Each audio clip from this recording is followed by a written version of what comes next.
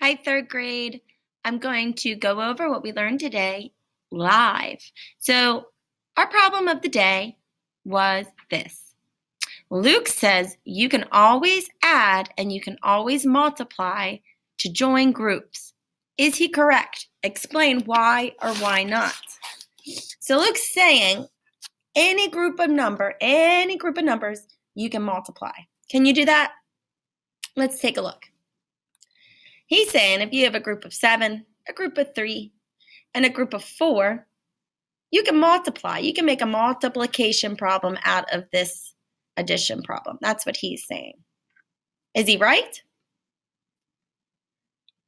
If he said no, you are correct. He is not right. No. You cannot always multiply to join groups. Sometimes you just have to add. The only way you can multiply is if you have equal groups. See, in this repeated addition equation, I have equal groups of 7. I have 3 equal groups of 7. That means I can multiply 7 3 times. I can say 3 times 7 is 21. I can multiply that. I cannot multiply this. I cannot turn this addition equation or addition sentence into multiplication. I can't because they do not have equal groups. You must have equal groups. That's what we talked about today for to start. And we also talked about how we are learning, what we are learning on the number line. Let me erase all of this, and I'm going to show you I can, our I can statement. And that's what we're working on this week. So throughout this unit, we are working on understanding multiplication. What is it? Why do we need it? And how can we use it? So that is our goal.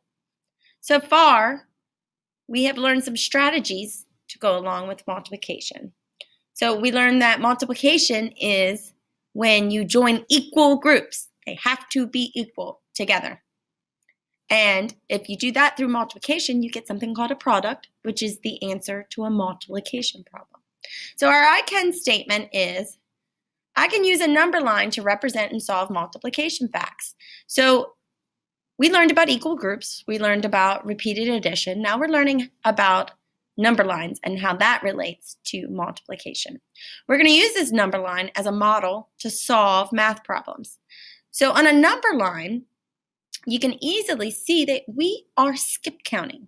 We are skip counting when we're multiplying. So being very, very good at skip counting will help you multiply.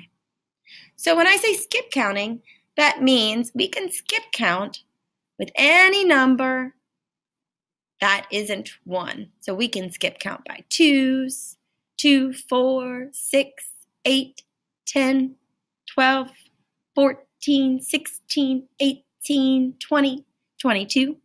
We can count by 3s. We can skip count by 3s. 3, 6, 9, 12, and so on. 15, 18, 21. We can skip count by 3s. We can also skip count by 4s. We can skip count by 5s, 6, 7, 8, 9, 10, and so on. So we're learning that ties into multiplication. When we looked at this problem the other day, we saw that Harvey, the hop toad, jumps 4 times. He jumps 4 times. That's the same as saying 4 groups. And each time he jumped 5 inches. When we did that the other day, we showed 4 groups of 5. So he jumped 5, 10, 15, 20. He jumped 20 inches. We were skip counting. We were skip counting by 5s. 5, 10, 15, 20. And we learned that we can take this and turn it into a multiplication equation as well. 4 jumps of 5 is 4 times 5. And the product is here, 20. And this is a strategy you can use when we dive deeper into multiplication and solving problems. You can use a number line. Now, let's take a look at more problems. Let's go to page 15 in your Envision book. So you should have your Envision math book, and I want you to go to page 15. I thought I had mine sitting right here, but I don't. So go grab your math book and turn to page 15. And I'm going to do that right now. I'm going to turn to page 15.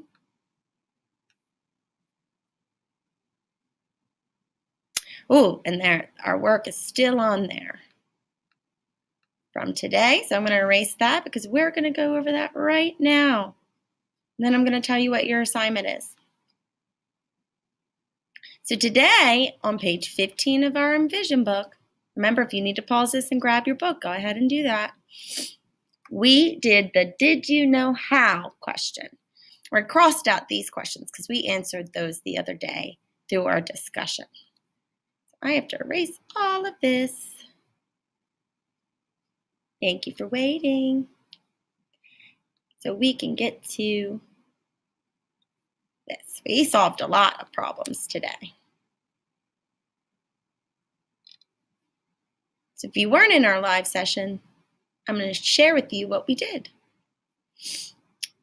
So for number 4, that's what it's talking about. It says complete the arrows on the number line and show the jumps and fill in the blanks down here below. So Jim ran 3 miles a day for 4 days. I want you to think about those 4 days as groups. 4 days. He ran 3 miles for 4 days in a row. How many miles did he run? Well, we need to make 4 jumps of 3. They started us out with 2. So we're skip counting by 3. 3, 6, 9, 12. Because 4 groups equals 4 jumps. In this case, it's 4 days. So each jump represents the day. The day. And here you see that there are 3 units in between each jump, and that means that's how many miles he ran each day. So number of jumps, 4. I skip count it by 3 miles in each day, and Jim ran a total of 12 miles for 4 days. So how do I make that into a multiplication problem? Well, like always, I have to find out how many groups I have. That first factor tells me how many groups, or in this case, how many jumps did I make? I made 4 jumps. I said so right up here. I made 4 jumps. My second factor is going to tell me what I'm skip counting by. What am I skip counting by? I'm skip counting by 3. It's also the same as saying how many units were in between each jump, or how many miles were in each group. It's the same thing. And I know that I received my answer up here, my product up here on the number line, and that is 12. So you're going to do more of these problems. So for your assignment today, you have to do independent practice 5, 6, 7. And you also have to do 8 and 9. And we're going to check those tomorrow. So you have to do that in your workbook. And you also have a quick check for me on Schoology to practice this.